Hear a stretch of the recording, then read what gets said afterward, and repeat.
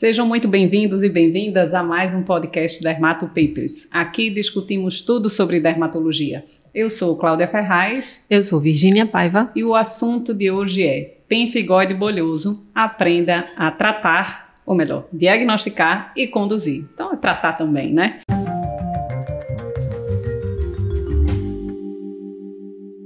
Vamos lá, né, Virgínia? Estamos aqui com Virgínia, falar de uma bulose, que é das mais frequentes, eu acho que a gente acaba conduzindo na prática clínica. Isso. E a gente tem que lembrar que o pemphigoide bolhoso, né, Virgínia, é uma bulose autoimune que acomete predominantemente idosos em torno dos 60 anos, mas que excepcionalmente pode afetar crianças e a gente tem que sempre lembrar dessa possibilidade.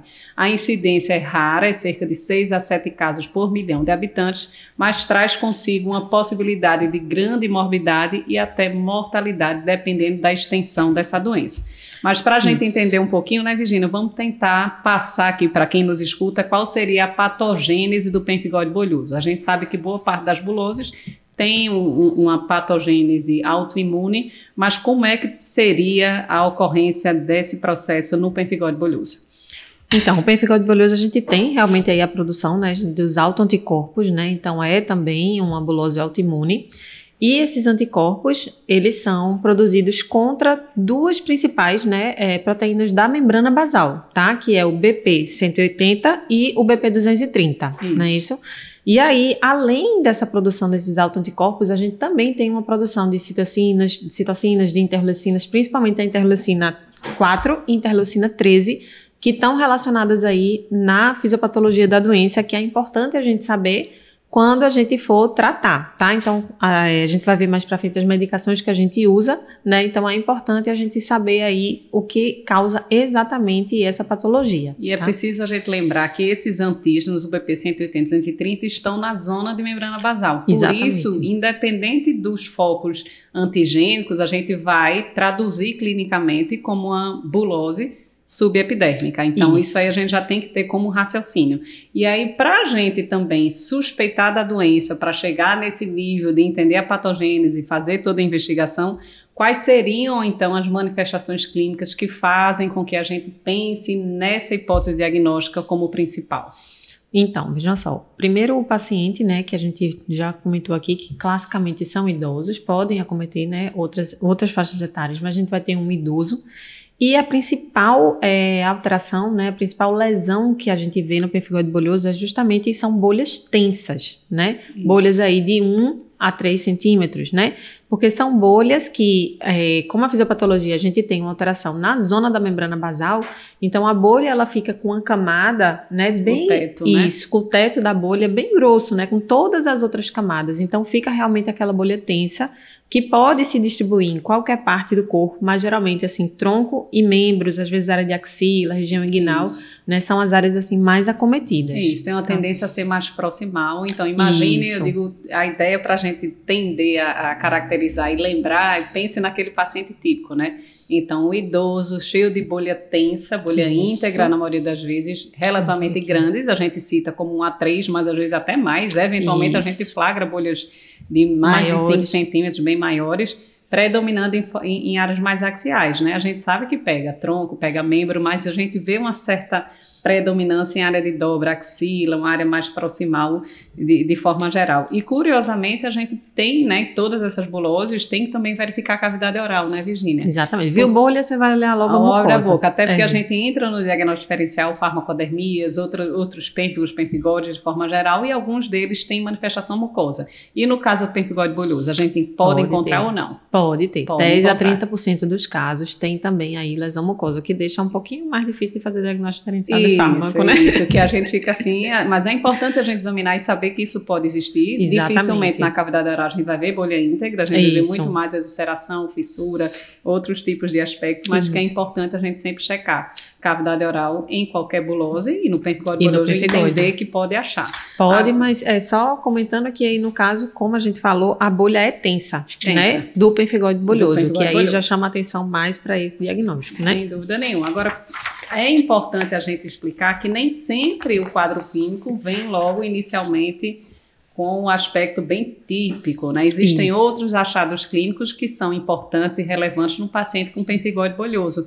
e nem sempre segue uma ordem natural e muito óbvia, né, Virginia? Aí às vezes dá um nó na nossa investigação. Então, o que é que a gente tem que pensar que pode fazer parte do diagnóstico, ou melhor, da manifestação clínica do pempigóide bolhoso e por que ela acontece? Então, veja, como a gente estava comentando, além desses autoanticorpos, né, que vão causar ali essa clivagem na zona da membrana basal, a gente também tem a produção, a reação inflamatória, né, a produção de interleucinas, e isso tudo vai fazer com que algumas células, né, neutrófilos, eosinófilos, né, eles venham para a região e pode provocar a formação de urticas, né, placas urticadas, às vezes placas eczematosas, tá certo? E às vezes um paciente, ele vai chegar para você, um idoso, apenas com essas placas, ainda não tem as bolhas propriamente ditas, né, mas tem um prurido intenso e tem essas lesões. Então, a gente já tem que ficar ali pensando também nessa possibilidade. Um pouquinho atrás da orelha. Exatamente. Então, a gente coloca, inclusive, pempigóide bolhoso como um quadro de exceção, mas que pode provocar prurido crônico no idoso ou quadros urticariformes crônicos no idoso, e que isso pode se arrastar e só mais na frente terminar o filme, que eu brinco, né, surgirem as bolhas. Então, nem sempre a gente vê essa ordem natural, né? Tem gente que se apresenta com tudo ao mesmo tempo, placa urticada, prurido e bolha, que tudo facilita ao mesmo tempo. o diagnóstico, ainda bem, pelo menos, né? pra gente é mais fácil, mas eventualmente no início vem só o prurido e as placas, e aí fica esse desafio a mais, e a gente precisa considerar essa hipótese porque não vamos tratar como urticária comum, né? A gente sabe que isso tem realmente o envolvimento do recrutamento neutrófilo e eosinófilo, mas não é urticária comum, então não vai responder com antihistamínico natural. Isso. Mas a gente tem que pensar para fazer um diagnóstico precoce e aí possivelmente tratar de forma oportuna. Mas além da questão cutânea, que a gente já viu que pode ter urtica, prurido, bolha, lesão oral, existem alterações laboratoriais que a gente pode flagrar num paciente em atividade do pempigóide bolhoso? Tem. Não são todos os pacientes que apresentam, tá, minha gente? Mas a gente pode ter eosinofilia em 50% dos pacientes, e essa alteração normalmente está relacionada aí positivamente com a severidade da doença, né? Perfeito. E uma outra coisa que a gente pode ter é justamente o aumento do IgE, tá? Que também não são todos os pacientes que vão apresentar, mas é importante a gente solicitar aí esses exames para ver se tem alguma dessas alterações. É uma forma de você também verificar a atividade, né? Mas não são critérios obrigatórios para o diagnóstico. Nem você precisa se preocupar se tiver alto, procurando outras possibilidades de causa, de eosinofilia, aumento de IgE, o que é que esse paciente tem, pode ser tudo pelo pempigóide. Então, não custa a gente pedir para também não se desviar na investigação. Mas vamos lá, tendo um paciente com suspeita clínica, né, com aquele quadro de bolhas tensas, urticas, prurido, num paciente classicamente idoso, como é que a gente pode fechar o diagnóstico de pempigóide bolhoso? Então, aí a gente vai precisar da nossa querida biópsia. Biópsia, né? Essa biópsia, ajuda. Exatamente, para poder realmente fechar o diagnóstico, tá? E como toda bulose, gente, toda vez que a gente comenta aqui, que fala de uma bulose, sempre comento que a gente vai precisar de 2 fragmentos, né? Então, a gente vai precisar fazer um fragmento, né? Colocar no formol para o histopatológico. Esse fragmento do histopatológico, ele tem que ser de uma bolha, de preferência uma bolha nova e de preferência uma bolha íntegra, entendeu? Então, assim, procure uma bolha menorzinha para que você consiga ali fazer um fuso. Não adianta você fazer um punchzinho no meio de uma bolha, tá?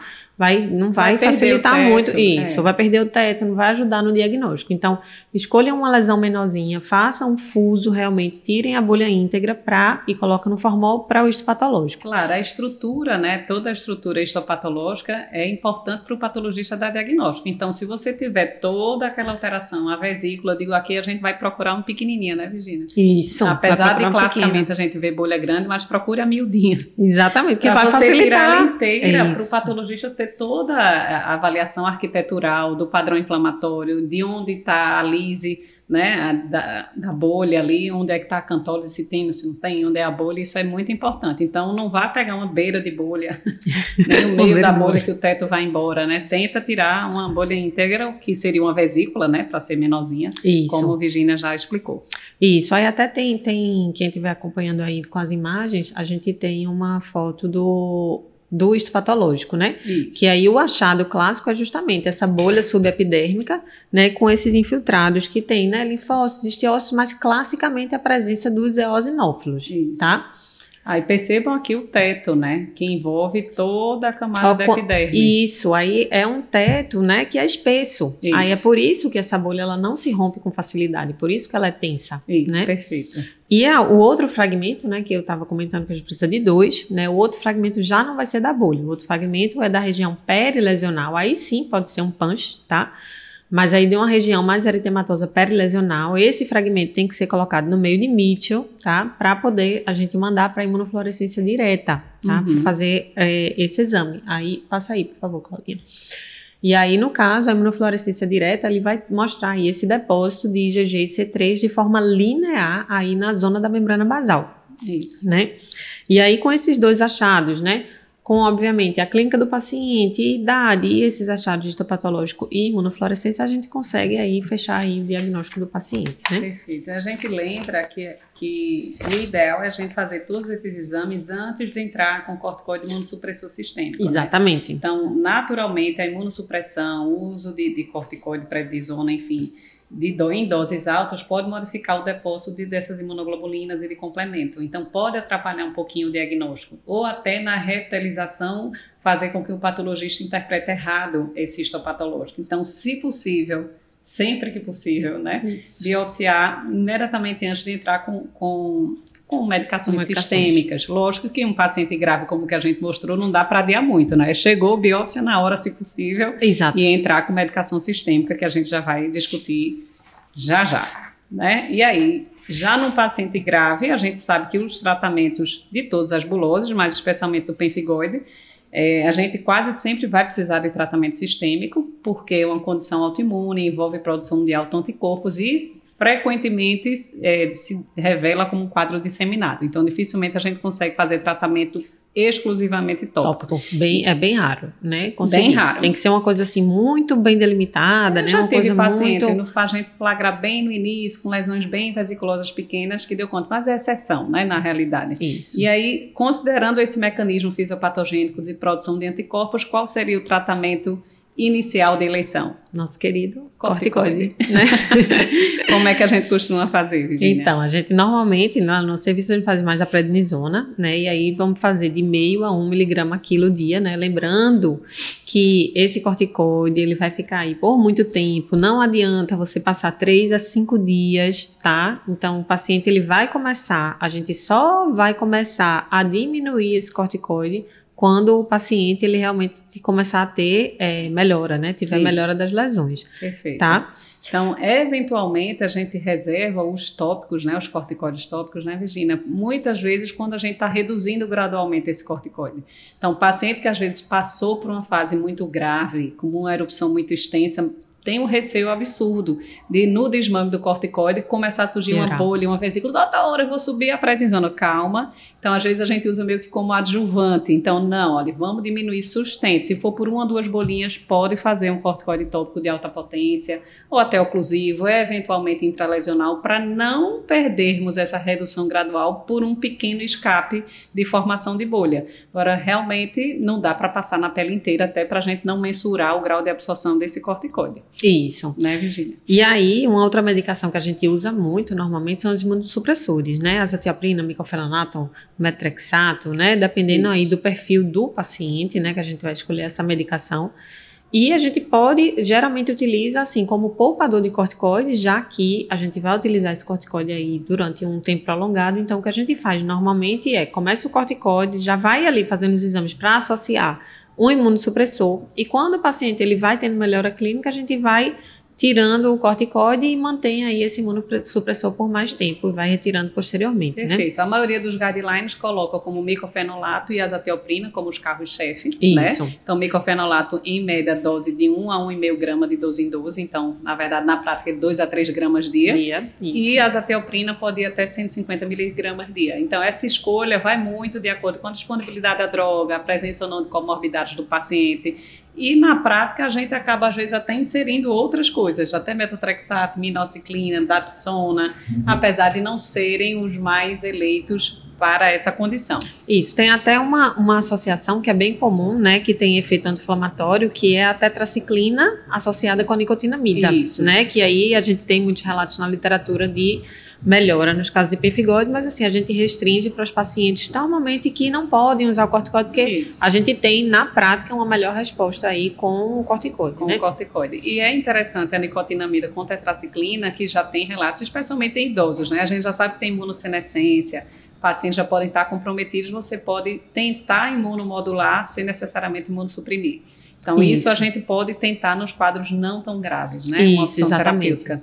E a gente geralmente faz nicotinamida 500 de 8 em 8, 500 miligramas de 8 em 8 e tetraciclina 1 grama de 12 em 12. Não é isso? 12 em 12 horas. E assim, nos casos severos, muito graves, né, a gente pode associar também, né, o tratamento aí com imunoglobulina intravenosa, né, mas realmente é nos casos refratários, né, casos muito graves. Às vezes que nem responde ao corticoide, a gente excepcionalmente pode fazer pulsoterapia, às vezes não anda uma medida de urgência, realmente é tentar imunoglobulina, a gente sabe do custo alto, nem sempre disponível, o paciente precisa estar internado, mas é uma opção já relatada na literatura. Isso. E muita gente atualmente questiona e pergunta se existe espaço também para o uso de biológicos, né? Já que a gente vê, acho que em dermatologia, o quanto as indicações vêm crescendo na nossa área dos imunobiológicos de forma geral. Existe algum espaço para os imunobiológicos no contexto do pemphigoide bulhoso? Sim, a gente já vê muitos estudos, né, com uso de biológico, principalmente o rituximab e o omalizumab, tá? São os dois que estão mais utilizados aí nos casos refratários aí de pemphigoide bulhoso, tá? O rituximab, né, como a gente sabe, é anticorpo monoclonal anti-CD20 e que aí vai diminuir a produção, né? Vai diminuir a produção de anticorpos pelos linfócitos, né? Então, vai atuar aí diretamente na fisiopatologia da doença, tá? Então, realmente já tem alguns casos descritos na literatura de melhora com o uso dessa medicação. Isso. E o omalizumab, né, ele vai ser mais indicado nos pacientes que têm o IgE elevado, aumentado, né, justamente porque ele é um anticorpo monoclonal anti-IgE, tá? Isso. Então, existem relatos, ainda não temos guidelines que orientam como primeira escolha essas drogas, mas eventualmente a gente tem quadros refratários que o paciente já rodou uma série de imunossupressores e dependendo do estado do paciente, a gente pode considerar, mesmo que off-label, né, não sendo ainda as principais indicações, passar a introduzir esses agentes imunobiológicos, desde que guiados por todos seus suas possíveis contraindicações e restrições e acesso à medicação, né? Isso. Então, lembrar sempre disso, mas é um paciente que, de forma geral, né, Virginia, traz uma satisfação muito grande quando a gente consegue controle, né? E a gente, além do rituximab e do omalizumab, existe ainda certo espaço também para outro biológico, que é o dupilumab, que a gente sabe classicamente está indicado para dermatite atópica. Claro, cada um desses a gente vê que atua de forma diferente, né? O rituximab é anti-CD20, você estaria diminuindo a ativação da célula B, que é produtora mais de anticorpo, ali na ativação do estímulo de surgimento de anticorpo. O outro, o omalizumab, que é anti-IgE, que faz parte aí da gênese da bolha, e temos o dupilumab, que é o anti-IL4 e IL13, que você já citou, que faz parte de todo o infiltrado inflamatório que participa da fisiopatogenia, que é mais indicado para dermatite atópica, aí a gente já sabe em todas as indicações, mas a gente tem esses três aí, três opções. Isso, que tem relatos, tem relatos na literatura aí de melhora com essas medicações. De forma geral, se a gente for comparar com outros pênfigos ou outras buloses, tende a ter uma resposta um pouco mais favorável. Eu acho que pênfigo vulgar dá mais trabalho para a gente, né, de forma geral. Na prática, sim. Na prática é mais arrastado, exacerba mais, geralmente requer um corticoide de uso muito mais prolongado do que o pemphigoide bulhoso. Então, o pemphigoide bulhoso, em geral, a gente consegue controlar com 1 miligrama quilo, reduzir não tão lentamente, é lento de qualquer forma. Mas não tanto quanto o pênfigo vulgar. Isso. E a gente consegue, na maioria das vezes, um bom controle e trazer uma satisfação para o paciente. No controle do prurido, não ter vesícula, que é uma coisa extremamente limitante na prática, né, Virginia? Exatamente. É isso. É isso. Então, era isso que a gente queria conversar com vocês. Foi um bate-papo bem leve de revisão sobre diagnóstico e tratamento do pemphigoide bulhoso. Se você gostou, curte, compartilha com os amigos e continuem seguindo a gente em todas as redes sociais.